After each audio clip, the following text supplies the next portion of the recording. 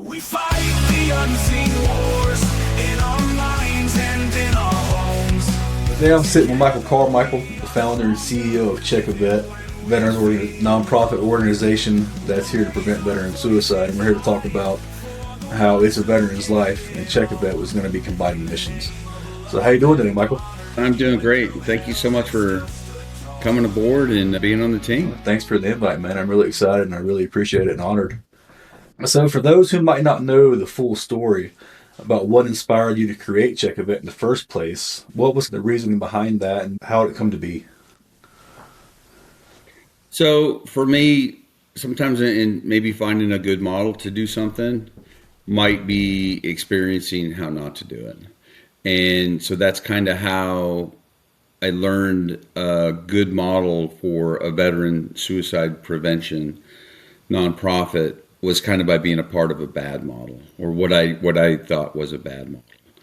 I think that in order to be effective in this wheelhouse, we need routine and we need meaningful connection to other people. So what happened, I was a founding member of another organization, and as that came together from an idea, I saw it take a turn down a path that was more, instead of meaningful and routine activities together with veterans, just kind of one-offs. And those one-offs looked like a concert or a sporting event, or maybe just like a one-off experience that wasn't replicatable. And as you look across the spectrum of veteran nonprofits, you see a lot of these models out there, the hunting, the fishing, sporting goods stuff. And I think that those are parts of very important suicide protection measures. It's always best if we leave somebody who's struggling with them looking forward to doing something together, right? But at the same time, it needs to be meaningful and it needs to build camaraderie with other people. So I thought, man, what worked for me, right?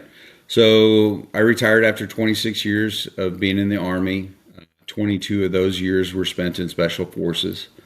I spent a short period of time with the agency, and I got to do 11 tours in combat. And I just kind of share those things to give a little context to my real struggles with depression and suicide started when I got out. I went from being what I felt like a relative meaningful part of a team, of a group, of a command, to honestly just putting a dent in my bed. So what worked for me? It was my neighbors noticing that I was no longer present in our little neighborhood group. And we were good enough neighbors that they just started coming and checking in on me. They were checking on a vet, Check a Vet. So the name really was in the model, and you know, they gave me tough love. And I really needed that at that point.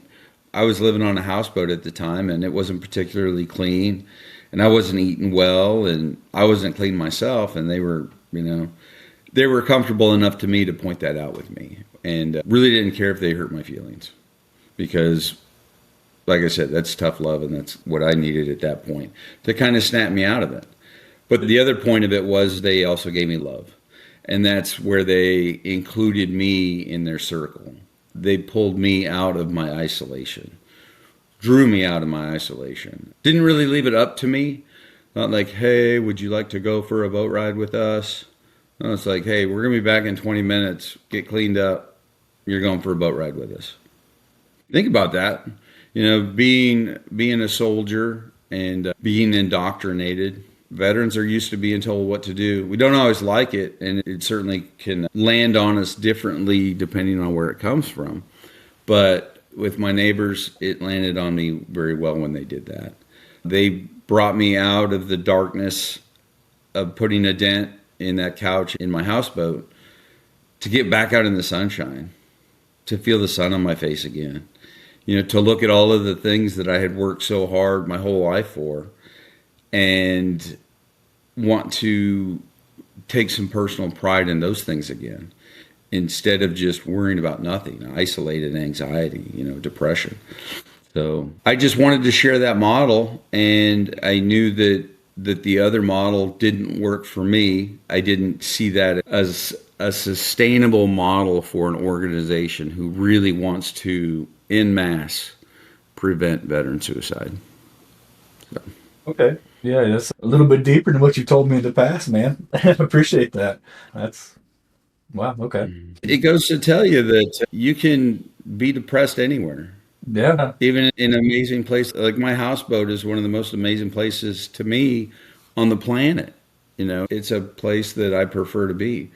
But gosh, I mean, if you can feel bad and isolate yourself and be depressed in paradise, it can happen anywhere. Yeah, you're absolutely right. And that's kind of how me and you met, actually, was me coming on the backside of my therapy sessions and starting this whole podcast. We met shortly after I started this through that very first interview that me and you did. And it's been close to a year now. And that's kind of how, I don't know, we've kind of come closer through the mission of both, That's right. Yeah. What drew you to check a vet? The easiest thing to say is I could tell you wasn't full of shit. Easiest thing to say. You have passion for this, and that at the same time, I could see that this came from a place of where you have been, you lived it, you know what it's like, and you've made it through, and now you're wanting to help others, which is exactly the same thing I wanted to do.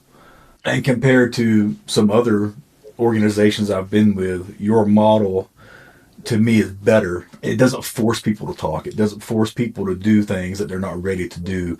Instead, the focus is on building that relationship and building that camaraderie. When guys are willing to open up, they know that it's okay, that nobody there is going to judge them. To me, that's pretty important, because when guys go to some of these organizations and they feel like they're forced to talk, that immediately shuts them down and they don't want to come back. That's not what we're trying to do. We want guys to have a place to go, whether it's virtual or physical, to have continual engagement and actually make and have relationships with other veterans. I think that your model, especially with Team Room, is probably the best I've seen to do that. That's awesome. Thank you so much. And while it's Team Room, we'll talk more about that. And as we build our audience with this, Team Room is loosely based on Alcoholics Anonymous. Like with so many things, check a vet.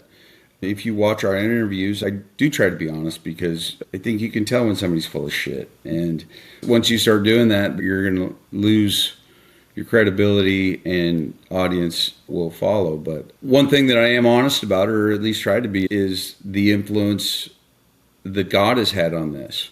And, I say, well, he'll wake me up with something on my heart. And one night I was literally woken up with Alcoholics Anonymous on my heart. And I didn't get it initially. I was like, okay, man, I guess it's time for me to start doing some AA stuff. For me, I thought I like to drink too much or something. Then I started to understand, man, if you look at how powerful Alcoholics Anonymous is as a model, people schedule their lives around their meetings for strength. And I don't care if you're needing strength to, not have that weapon be a temptation, or not have that bottle of pills be a temptation to you, or if you need strength to wake up that next morning and put your feet down and get your day started.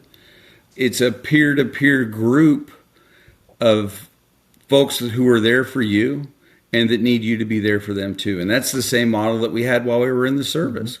Right? Get back to being on that team. Get back to being a member of a team where people are looking after you and you're looking after them. So while it is very loosely based on AA, like you said, and I'm glad that that's translating to you, it's not just about let's sit down and talk. No, it's about let's sit down and build a relationship as a group, and talk will follow, So, yeah, Right. thank you so much for that. Oh, absolutely. Thank you. So, and one thing that I've kind of was thinking about as you were talking about AA and the groups and how it ties to Checovet and Team Room, it also kind of falls in line with that whole NCO junior enlisted mind frame. Whereas you have your mentor and your mentoree, but I've even told you personally that I consider you a mentor.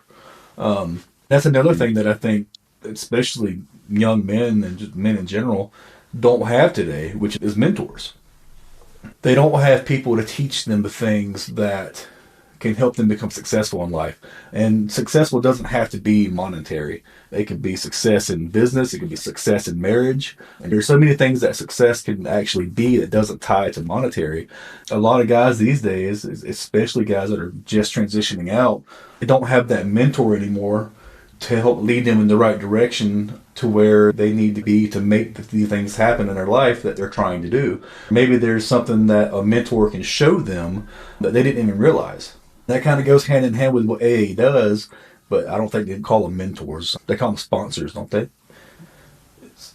Well, your sponsor would be your personal person. And I know this because I started going to AA meetings, and when I saw friends there, they're like, oh, we were wondering when you were going to, thanks for joining the group. And I'm like, you're welcome.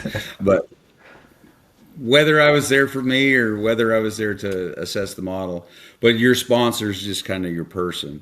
But there's also an organizer who's leading the group, who's setting up the meetings.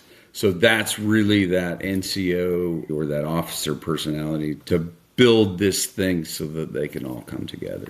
Right. So when we started talking about bringing It's a Veteran's Life and Checovet together, what excited you the most about it? Honestly, it was you. We talked mentorship. We met. You were in your infancy. I don't know how many podcasts you did or how many interviews that you did before you interviewed me, but I'm assuming it was only a handful based on our conversations. But we were just talking about mentorship, and through the nonprofit space, I was in the military 26 years, 22 years in special forces, through the enlisted ranks up and then up through the warrant officer ranks. Without a shadow of a doubt, the nonprofit space is the hardest thing that I've ever had to do. The hardest leadership challenges that I've ever had. Can you imagine if I wrote a book, I learned more about leadership in the nonprofit space than in 26 years in the Army? That's actually wild. And it really comes down to one thing. You can't tell a volunteer to do something, I used to say, before I was checked, I used to say, maybe I'm a little bit like Tom Sawyer and I'm trying to get people to paint the fence, trying to trick them into painting the fence for me. But it was Chris Miller, my co-founder, vice president, and he was President Trump's last acting Secretary of Defense from his first term. He said, Michael, you got to stop saying that. He said, because what you're doing is you're inspiring people to follow you. You're inspiring people to do better by the ways of their veterans. So, but just by trying to be there as a mentor for you, even though I wasn't in the podcast realm, I was a veteran venturing out into a space, and I had already made mistakes that I hope that I was honest enough and humble and quick enough to want to share with you for no other reason than to make your learning experience easier than mine was. Oh, absolutely. Yeah. Now, there's been a lot of things we've discussed that have helped me, not just in the podcasting realm or the nonprofit realm, but just in life in general as well. We've had conversations about issues at work, about some of the things here at the house. And I think you've given me a lot of pretty good advice that I'm trying to implement in my daily life. And I really appreciate that. You don't come across people in life that really want to help you be the best you can be, but a couple of times in your life. And you got to take advantage of it when you do have that opportunity. So I really appreciate that. No, and that made me think of an assignment we had in the warrant officer staff course. We need you guys to figure out a way to change the Army and make it better. It's a pretty bold statement, right? Mm-hmm. I think I blinked my eyes a couple of times before I figured I raised my hand and I said, I know exactly how to make the Army better. Let all of us old guys stand up and share every single mistake that I've ever made, in the service. And we say smart people are smart because they can learn from other people's mistakes. I said, let me stand up and I'll share them brutally honest. What was I thinking? And I'll make the Army better by hopefully laying out the pitfalls and snares that I've ventured into so that the leaders of tomorrow don't have to do that.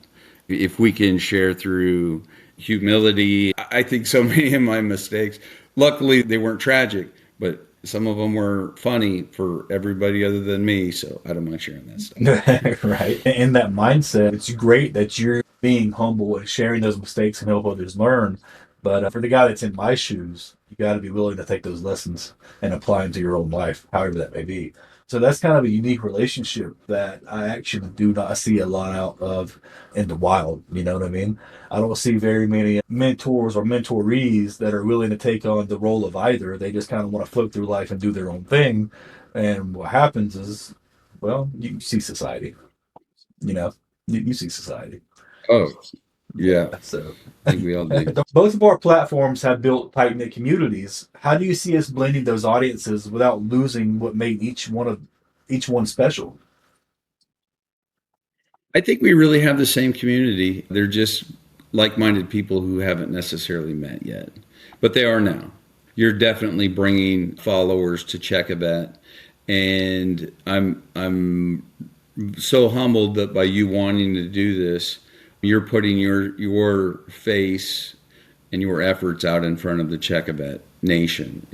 If we call it Check a Bet nation, for sure. I think one of the fastest drawing bits of mortar between us as men and maybe between the two, It's a Veteran's Life and Check a Bet, was the realization of my core value that Check a Bet is for all veterans, really regardless of your discharge status. And if you look at Christianity, we all make mistakes and we ask for that forgiveness, but also it's critical that we give forgiveness more than we need to ask for it ourselves, if that makes sense. So, but being inclusive to everybody, I think or to all veterans and all first responders, I think that is like the golden stitch between the organizations, and moving forward, keeping that as the dotted line in the highway for us. That'll be a great thing to follow. Oh yeah, no, I absolutely agree on that because and Congress has even put out directives for this. But a lot of the guys that were kicked out, whether it be honorable or not, Congress has been directed to actually take and look at a lot of these discharges and flip them and reverse them to honorable, because a lot of guys are getting out based on bullshit reasons. The military leaders in Congress realized that a lot of guys are getting pushed out because when they come back from combat, come back from war, whatever it is, instead of their leaders actually doing what they were supposed to do and take care of their guys, they were just pushing them out and putting them back into the public instead of actually trying to help. Congress has made that move and seen that realization of what happened with a lot of guys coming back home, and then the upper echelon starting to push these guys out instead of helping them, and have made a directive to pretty much flip these discharges. I think you're absolutely right. There are a lot of organizations, most of the organizations out here require you to supply DD-214 to prove that you're a veteran, which I completely understand that. But what I have an issue with is a lot of times if you do not have a straight honorable discharge, you get looked down on. Without people even knowing the circumstances. Now, if you were court-martialed for murder or whatever, that's one thing. But if you were just pushed out because you were being a problem child, that's kind of ridiculous. A lot of us were just kids when we got back. Everybody fucking made mistakes. Yeah. So a broken key doesn't unlock the lock, man. You know what I mean? We weren't able to get it done, and for whatever reason or whatever. Like I said, Check a Vet is for all veterans and all first responders. That's our tribe. And, every tribe has people in it, good, bad, and different, but we're all members of the same tribe for sure. Exactly. So one of the things that's been integral to It's a Veteran's life has been storytelling. Um, how do you see that helping to grow the Check a Vet mission? Man, just the ability to come on with an interviewer like yourself who's engaging, prepared, trained. You know, I've had a million people tell me, "Gosh, starting your own nonprofit's amazing. I want to do that." And I'm thinking, "Oh God, please don't." If they only knew how hard it actually was to do this, and I know that it was hard for you to do that too. For one, to have an idea, the ideology that I'm going to do something like this is great. But to actually have the follow through like you've had, to keep doing this and learn, man, let's story tell together.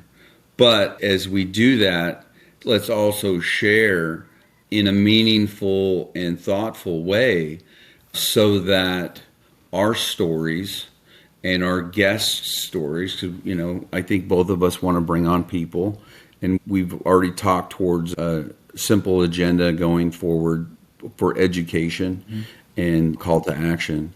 The storytelling end of it is really going to be how far we drive that grounding rod into the dirt to really get traction to the electricity that this whole thing is going to generate. Right, For sure. right.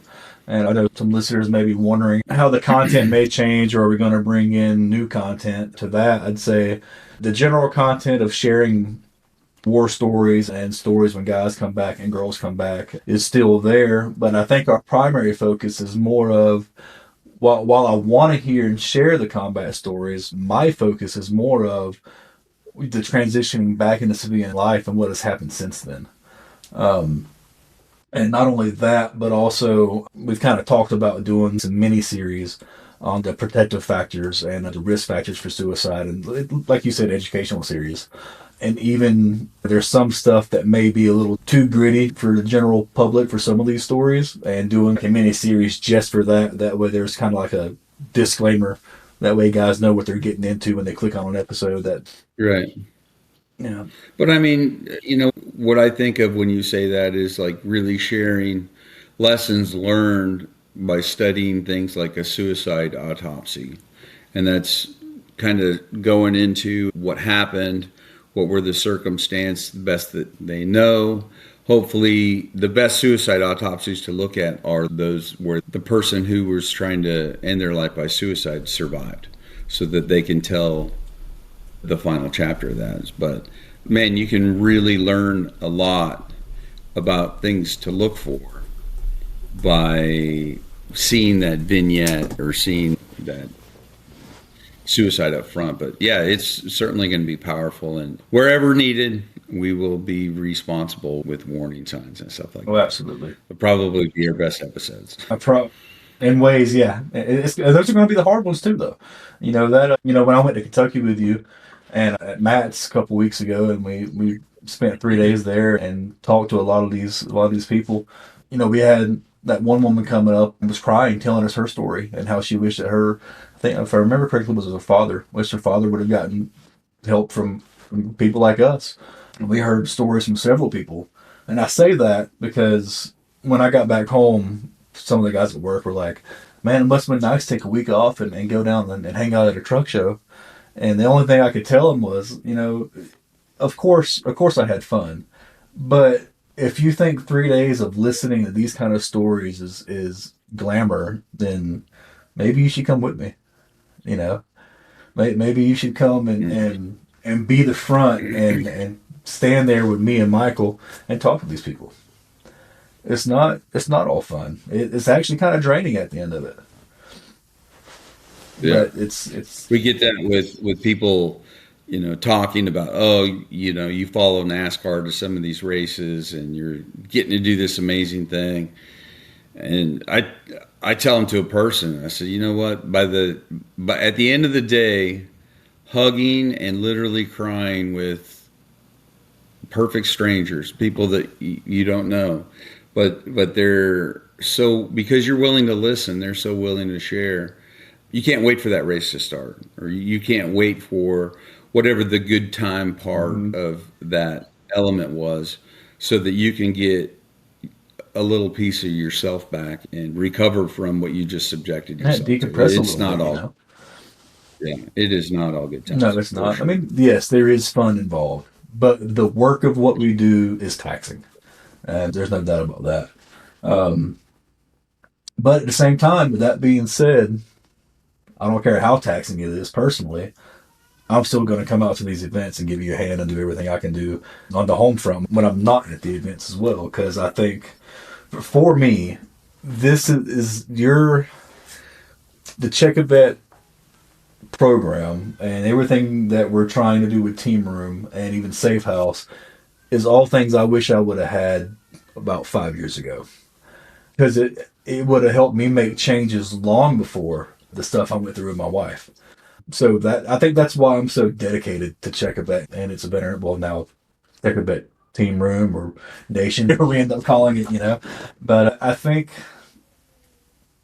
that's why I'm so dedicated to this is because 5 years ago when I needed it, nobody was there. I now have made it through. I've made the changes. I'm still making changes. And now I want to be that guy that I wish I would have had. And that's why I'm so excited for the opportunity that you afforded me to be a part of this because you're doing exactly what I wish I would have had when I was going through my worst times. You know? Right. And even veterans with the most powerful struggles, when they see this, the first person to ever cite that our mission, was a true problem solution model. This idea that fellowship, this idea that camaraderie can combat the problems of isolation, depression, anxiety, and really protect from a suicide, prevent a suicide, was a mother by the name of Sherry Pacone, and I was back in 2001, and we had only been doing this a few months. We were still in our infancy, trying to figure out stuff. And she wrote a message on one of our Facebook posts, and it was, "This is an amazing model. My only wish is that it was around when there was still time for my son, because he would have loved it." And she didn't have to tell me that she lost her son to suicide. It was right there between the words. But to have a problem solution model that really needs people and the best people to bring on board sometimes, just people with struggles who are willing to be honest and feel the power. Like nothing has ever made me feel better, even when I was in a dark spot. Nothing has ever made me feel better than helping other people. I don't care if it's the lady who can't reach the soup in Walmart or, bigger and grander things. But just helping people makes people feel better. I love it. Absolutely. I agree with you 100% on that. And, it's also very therapeutic for those of us that are trying to help, It makes us, because now we have to be accountable, right?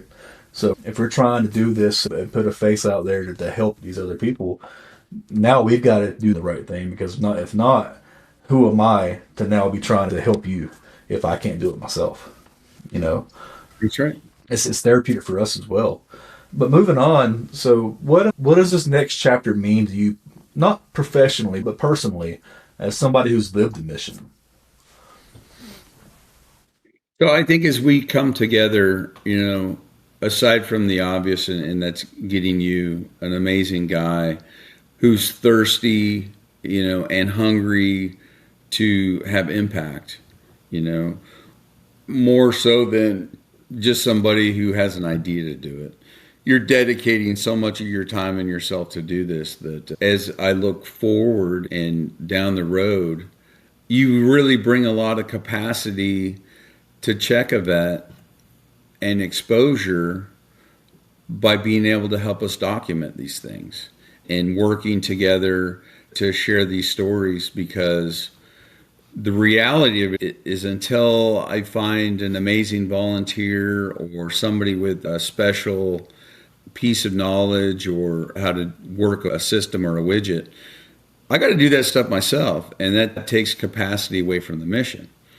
So by having people like you who are fire and forget, like, okay, man, let's get together one day a week and these are the things that I need from you, and actually see those tasks get completed without me having to do them myself is huge. But beyond that, it's just the synergy of, the Mike and Mike show, and, coming together with our enthusiasm and passion that we have for our brothers and sisters. Man, it's just going to be great, great stuff moving forward. Oh yeah, I agree. I don't see a downside. I'm really excited to where this can go. There's one project I'm super excited about, and that's Team Room. I can't wait till we can get more involved with that and get that rolling some more. There's still a lot of stuff we've got to do, but it will happen, and that's going to be great for everybody. Yeah. And thinking about what this podcast is going to do for Team Room, but let's talk for a minute about what is the Check a Vet mission. It's mobilizing to prevent veteran suicide by mobilizing an educated base of support around our veterans to improve them holistically. I tell, nationally, the number one priority to prevent veteran suicide, it's not a presidential administration thing. The number one priority was lethal means safety. The VA was saying we can prevent veteran suicide if we just get people to lock up their guns. It really, to me, that shows a very short-sightedness approach. In fact, I like to compare that to, I was a military free fall jump master and obviously free faller for a long time. So I compare that model of, well, we can prevent suicide if we just lock up our guns, or lock up our pills when we're not using them. I kind of say that that's like putting my parachute on top of a ladder. And when I jump out, I'm going to free fall all the way down to the ground, and I'll be able to put that on before I hit the ground. Where personally I feel, and then as I study other nations' models, like I think that the best nation in the world for preventing suicide is Australia. And it's about that well-being. How do we improve on and mitigate suicide risk factors across the spectrum? It's not just about a gun and a bullet and a point of insertion. It's about loving your neighbor. It's about being there for one another and being a meaningful and routine part in each other's lives, for sure. right, and that's one of the things I like about the Check a Vet model is we're treating suicide as the symptom, not the problem. Because suicide is the action, but what causes that action, right? So is it the depression? Is it the financial problems? Is it the marriage problems? What has caused that individual to get so low that they think the only way out is suicide? I really like that about the Check a Vet model, and I think that's where the VA and other organizations fall short, is because it's the problem, not the symptom. Whereas suicide's a verb, not a noun, right? I mean, I might be. I think it could be English. Yeah, I think guys get what I'm saying. Almost any word is as I think guys understand what I mean. I know you do. Proud. Mrs. Harris, I love you. You're the best teacher I had, and I hope I didn't embarrass you right there. Yeah, I think that's where they fall short. Why I think Check a Vet's going to have so much impact is because we're not saying that, hey, because you thought about this, you're bad or you're wrong. It's like, let's help you figure out why you were there. Oh yeah, I mean, if you look through our YouTube content, you'll see a thing called numbers, and it says, for every suicide, it's just a regurgitation of data, and it says, so for every suicide, like actual completed, I hate to say successfully completed suicide, right? Somebody who meant to end their life and actually did. There are 13 catastrophic hospitalizations from attempts. There's 27 visits to the ER. There's 36, for each suicide that's actually completed, there's, like 36 telephone calls into crisis lines, be it, the 988, or if you're a veteran, 988 plus one, or if you look at like veteran lifelines or other things like that. So 36 calls. But then also with that, it continues on, numbers continues on to, you say, all the way at the end, for every successful suicide, there's like 274 people who are actually upset enough about a thing to contemplate, to have suicidal ideology, to think, this is so bad, I don't want to live anymore. Doesn't mean that they've got ideology and they've got a plan and the means and they're willing to put all that together. But to normalize suicide as a problem, and to even, one of the things that we're doing is we're trying to build the symbol for national suicide, which is the white star flag, which we're nominating it for Congress to formally recognize.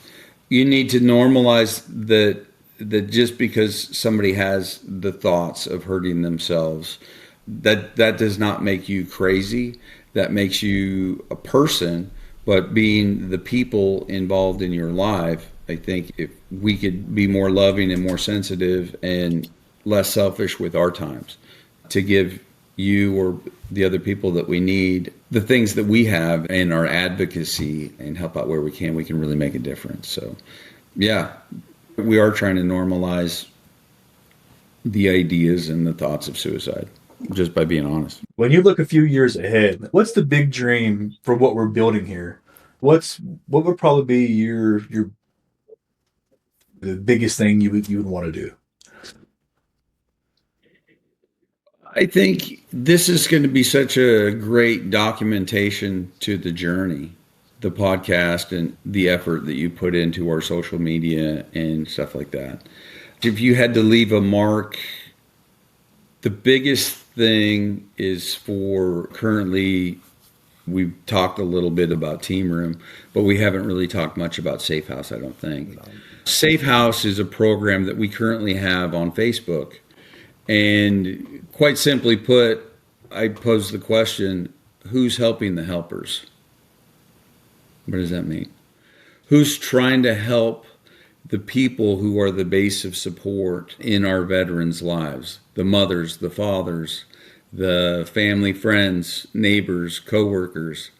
Who's trying to educate them? Who's trying to give a product?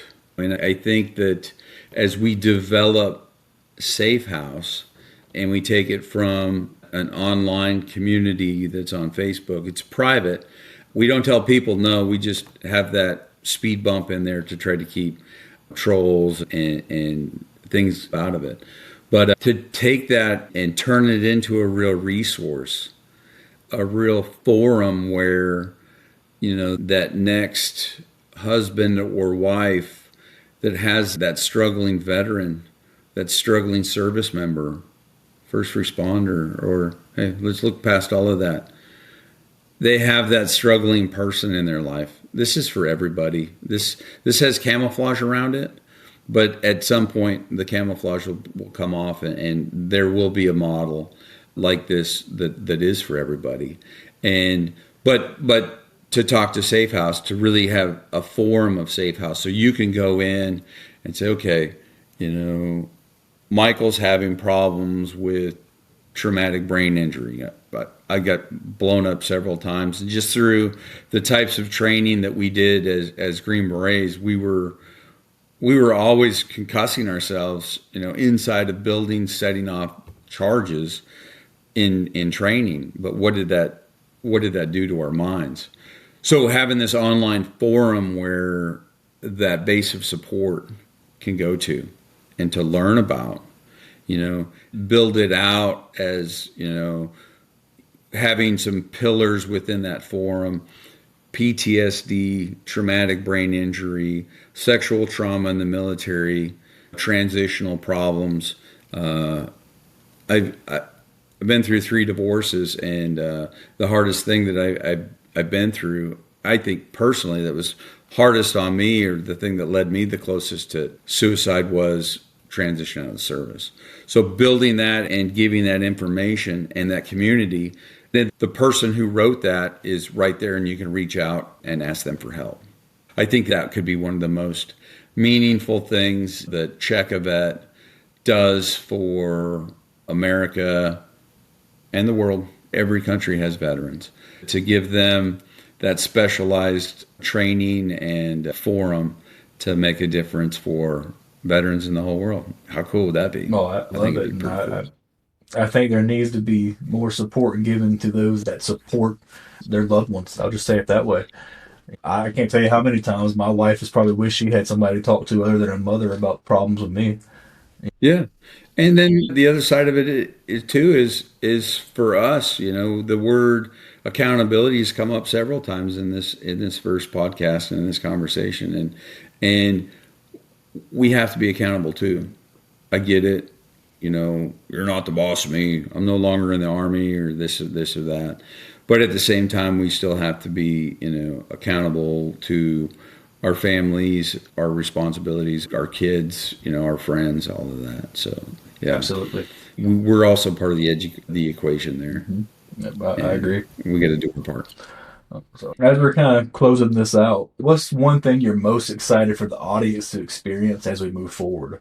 And I'm not talking about the guys and girls that are going to come and share their stories with us, but what about those that aren't in the military? What are you most excited about that they're going to get to experience, that are going to come and see what Check a Vet is doing and listen to the stories that we share and the information that we give out?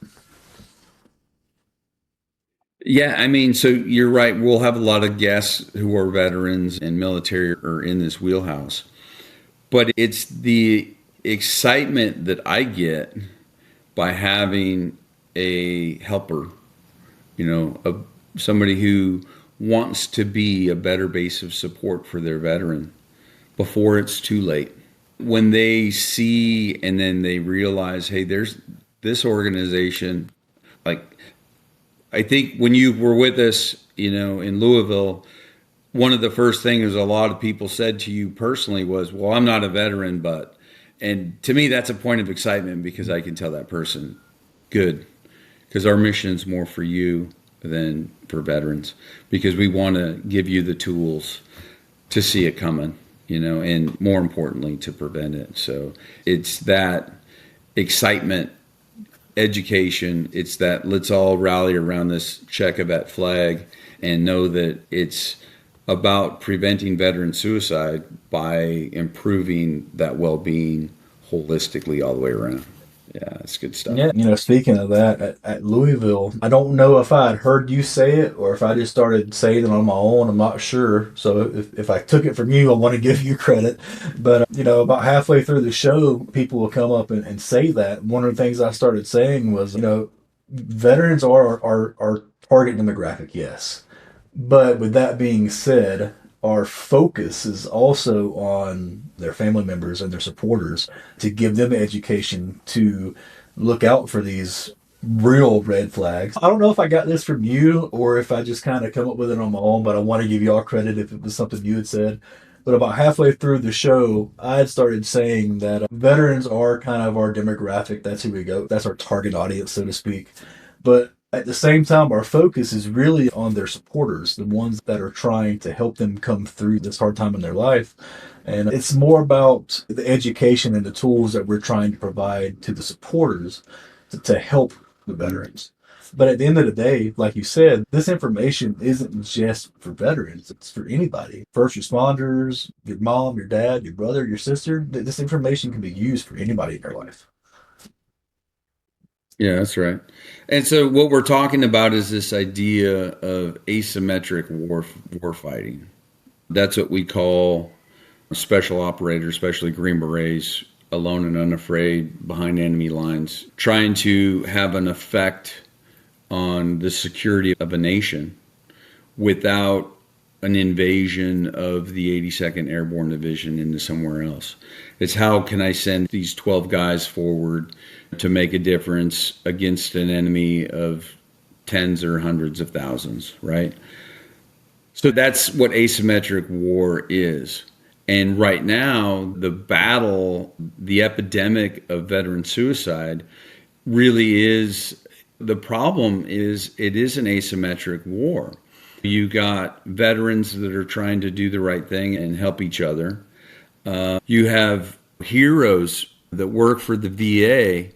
You want to find somebody who takes care of some warriors that are wounded, Wounded Warrior Project, go to the VA. Nobody takes care more warriors who are wounded than the VA. But what we need to do is we need to flip that and not be the little team that's inserted to try to do a big job. We need to enlist, we need to build a nation, we need to build an army of supporters. And that is the family members, friends, neighbors, co-workers, and even perfect strangers. If you go all the way back to look at the Great Wars, World War I and World War II, and for those that don't know, that's what they called the biggest wars, the wars to end all wars were the Great Wars. Data shows that veteran suicide was actually less than civilian suicide. You're like, it's pretty provocative, and it kind of unravels the idea that the PTSD is one of the biggest driving factors to veteran suicide. I think that those men and women from the Great War saw things that I just didn't see in all of my time in combat. What could have been different? What was the circumstance that made their suicide rates less than ours? Because currently ours is 3 to 5 times higher than the civilian standard, depending on where we're living. And it's the way that people cherish their veterans. You know what I mean? People were wholeheartedly thankful for their service members and veterans. So it's about how we treat our veterans and bringing that forward to build this army of helpers and enlist the army of 340 million Americans to protect the 16 million veterans that we have left. Because the VA can't do it. Us veterans ourselves can't do it. We need help.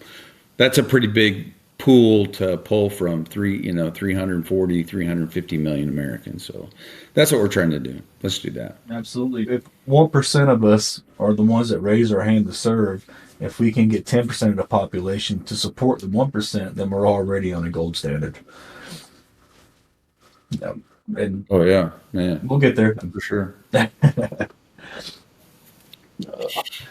so as we close this thing out, Mike, sorry it's been about an hour. Is there anything you want to leave on?